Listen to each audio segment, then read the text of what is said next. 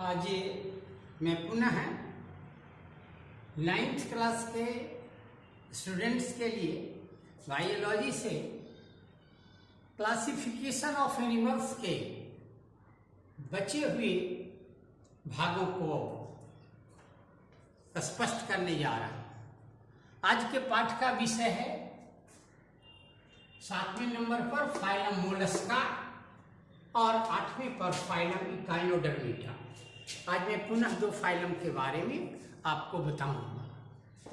Mollusca शब्द Latin भाषा के मॉलिस शब्द से बना है, जिसका सीधा अर्थ सॉफ्ट होता है, मुलायम होता है। यानी वैसे जीव जिसके शरीर काफी सॉफ्ट हो उसको फाइलम मोलस्का में रखा गया है। इसकी लगभग 80,000 प्रजातियां हैं, स्पीसीज हैं। ये सामान्यतः जलीय होते हैं, कुछ स्थल पर भी पाए जाते हैं और समुद्र में काफी संख्या में इनकी उपस्थिति होती है, मोलस्का के जीवों की। इसके शरीर के ऊपर एक पतली सी मेम्ब्रेन, पतली सी झिल्ली पाई जाती है। उस झिल्ली को मेंटल कहते हैं। मेंटल इसके सॉफ्ट बॉडी को सुरक्षा प्रदान करता है। शरीर के बाहर से अगला कैरेक्टर है, शरीर के बाहर से कैल्शियम कार्बोनेट का बना हुआ एक कवच पाया जाता है, जो इसे मजबूती और सुरक्षा प्रदान करता है। इसको खोल कहते हैं, इसको सेल के नाम से जाना जाता है। इसमें रेस्पिरेटरी सिस्टम, गिल्स या लंग्स दोनों होता है।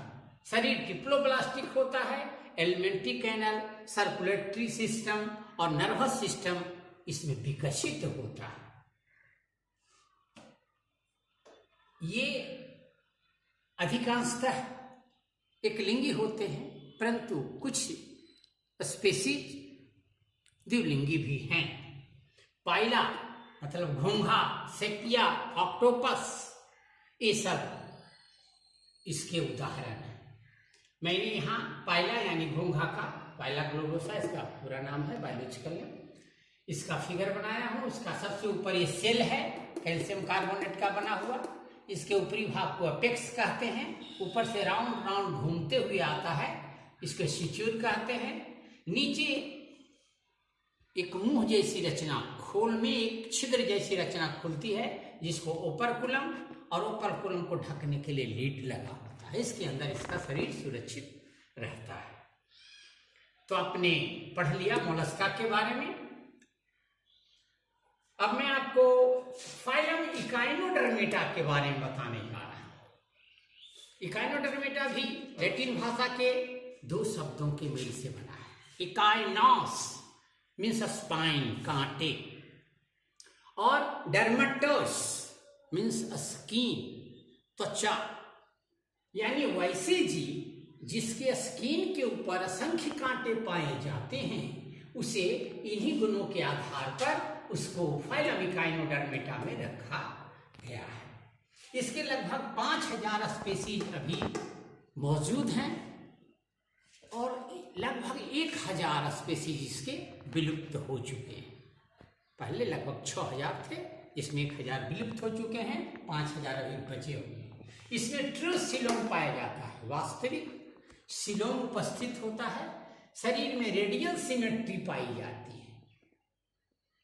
अगला कैरेक्टर इसका है यूनिसेक्सुअल होता है, एक लिंगी जीव होते हैं। इसमें फर्टिलाइजेशन इंटरनल होता है, आंतरिक निषेचन इसमें होता है, और सबसे खूबी है कि इसमें रीजनरेशन की क्षमता होती है। जैसे इसका आर्म अगर टूट गया, कट गया किसी विधि से, किसी कारण से, तो पुनः रीजनरेट होकर पुराने शेप में आ जाता है, यानी पुनः उसका निर्माण हो जाता है। पुनरुद्भवन इसको हिंदी में कहते हैं। इसका एग्जाम्पल सीयरकिन, सी ककम्बर, अंटीडन और स्टारफिश। यहाँ हमने एक फिगर स्टारफिश का आपको डाला है। इसमें ये इसके 5 आर्म्स हैं।